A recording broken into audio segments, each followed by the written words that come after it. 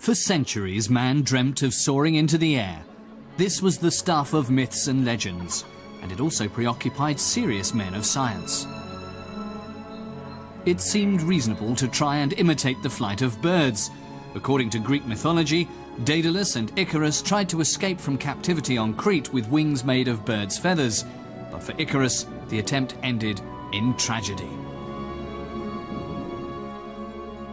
Many centuries were to pass before man was truly able to take to the air.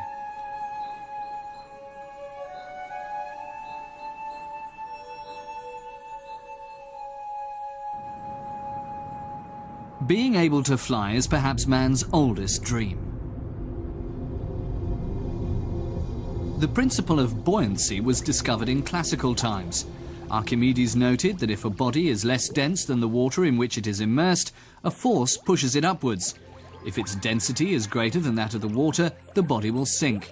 If its density is the same as that of the water, it will float.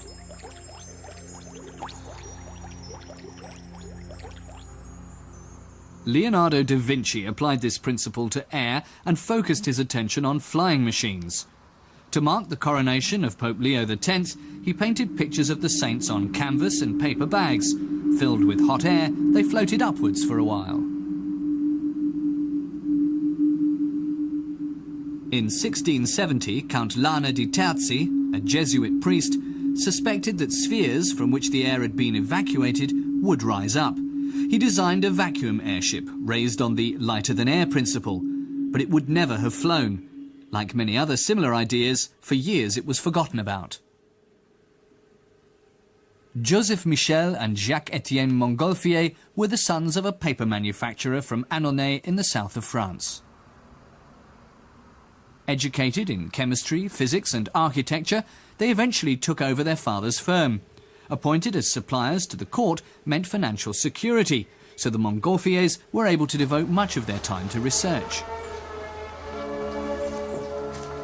They invented a calorimeter and a method of manufacturing transparent paper that earned them an outstanding reputation in the paper trade. But at a very early stage, Joseph began to take an interest in flight. He read of a gas discovered in 1766 by Henry Cavendish that was said to be 14 times lighter than air. Its name, hydrogen. This fired his imagination. Joseph filled small paper spheres with hydrogen and released them. They rose up but sank again after only a few meters, because within seconds the gas escaped through the paper envelope. So Joseph decided to abandon his experiments with hydrogen. Yet his interest was aroused once more while staying in Avignon. A shirt hung out to dry next to the fire puffed up through the hot air from the flames. Joseph immediately wrote to his brother, Etienne, "Prepare a supply of wax paper and string and you will see the most amazing things." But Joseph didn't understand that it was heat that was making the air expand and rise. He thought the smoke was what he'd long been searching for. What's more, he reckoned the more pungent the smell, the greater the lift the smoke provided. So, for his experiments, he burnt a mixture of damp straw and chopped up wool. We can only imagine the stench.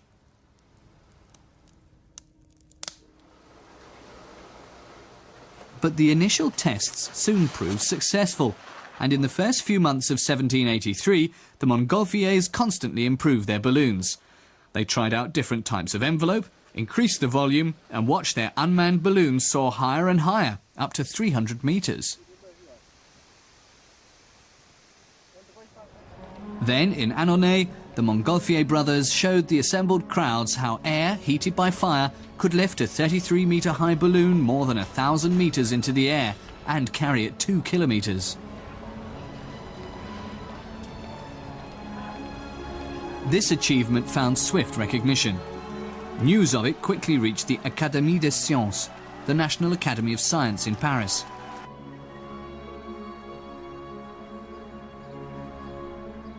The Academy commissioned a young physicist by the name of Jacques-Alexandre Charles to repeat the experiment to prove that such a flight was indeed possible.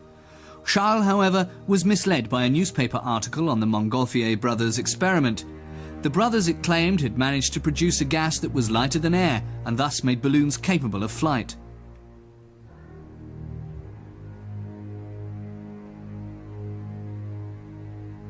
In those days, hydrogen was the only gas known to have such a property, so Charles was certain that this was what the Montgolfiers had used. This misconception set him on a path that led to the development of a totally different kind of balloon. Now a race to conquer the air began. Charles made swift progress thanks to a new method of manufacturing rubber-coated silk.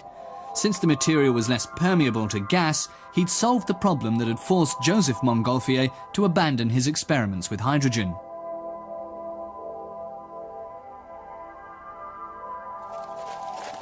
Within a few weeks, Charles had built a round balloon with a diameter of 4 meters, a dwarf compared with the Montgolfiers' giant balloon. Filled with hydrogen, though, it had far greater lift.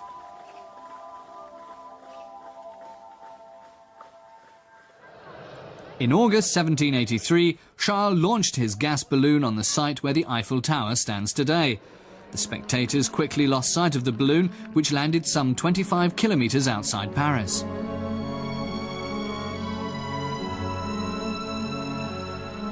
In the history of technology, a concept has rarely been thought up by a single person.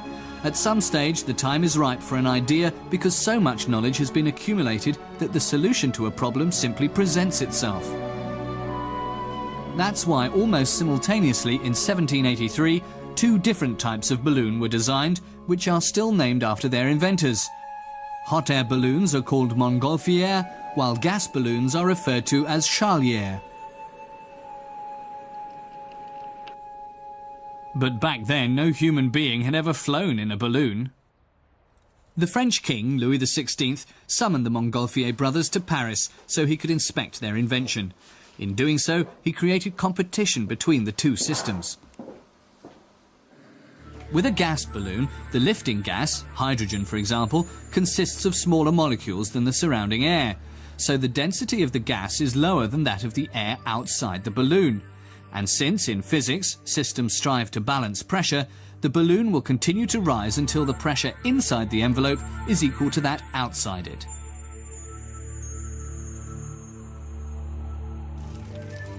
With a hot air balloon, the air is heated up by fire.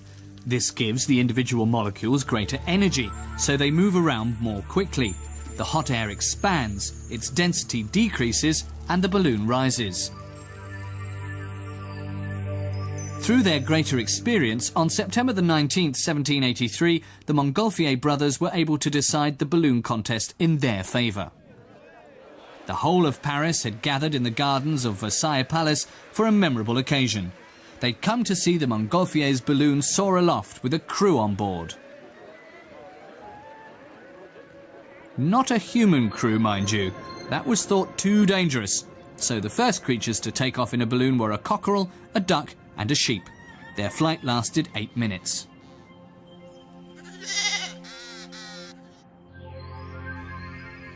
After that success, the Montgolfiers wanted to build a balloon to carry human passengers. The king insisted they use prisoners awaiting execution who would be pardoned if they survived.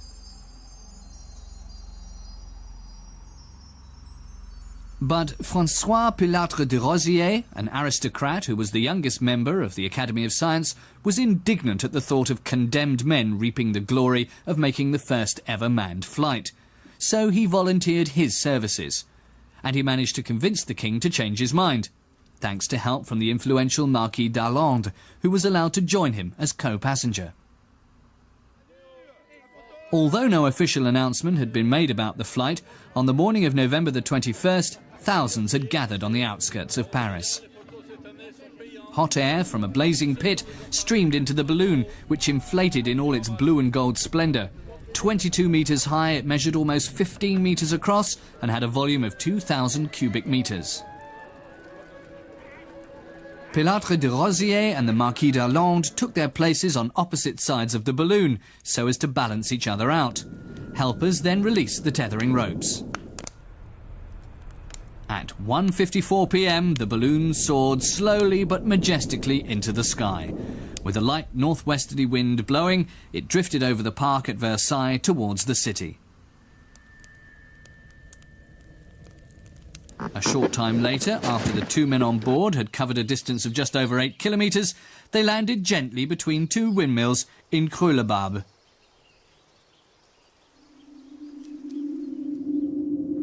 The contest had thus been decided once and for all.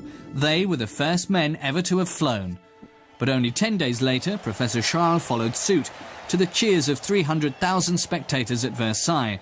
Charles and his mechanic, Noel Robert, rose silently into the air in their gas balloon. After a flight of 2.5 hours, they landed safely in Nesle, 36 kilometres away. In 1784, the Montgolfier brothers also embarked on a longer flight.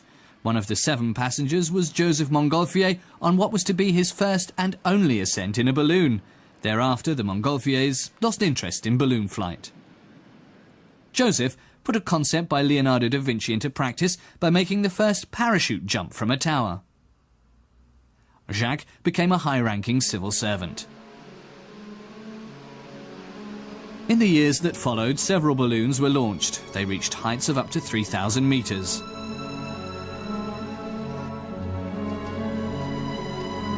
But it wasn't long before the first tragedy occurred. On June the 15th, 1785, Pilâtre de Rozier was killed trying to cross the English Channel in a combined hot air and gas balloon. De Rozier, named after him, exploded soon after takeoff. He thus became aviation's first fatality. But that could not halt the development of the balloon.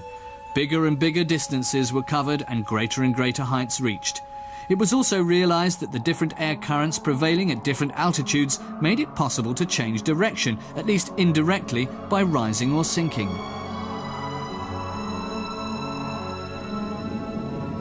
Attempts were also made to design balloons that could be steered by means of sails, rudders, or even with ducks tethered as draft animals. In the early 20th century, motorised zeppelins solved the steering problem.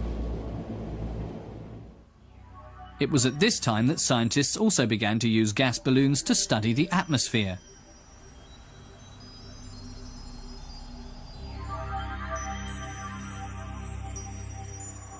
On May the 27th, 1931, Swiss physicist Auguste Piccard reached the staggering altitude of 15,785 metres in a gas balloon. The ascent took him only half an hour. For the first time, man had entered the stratosphere and was able to record important information on the air in various strata.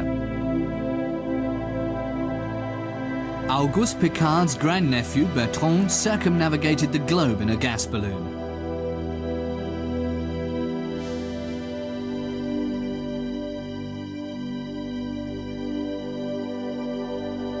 His Breitling Orbiter 3 landed after 20 days and a distance of 45,000 kilometres.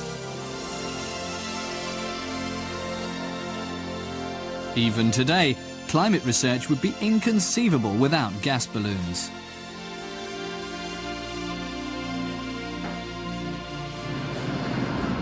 And the story of the hot air balloon isn't yet over, although these days hot air balloons are used mainly for recreational purposes. But one thing has remained unchanged since the days of the Montgolfier brothers. As soon as a balloon is lifted off the ground, there is only one thing that determines the direction in which it will travel, and that is the wind.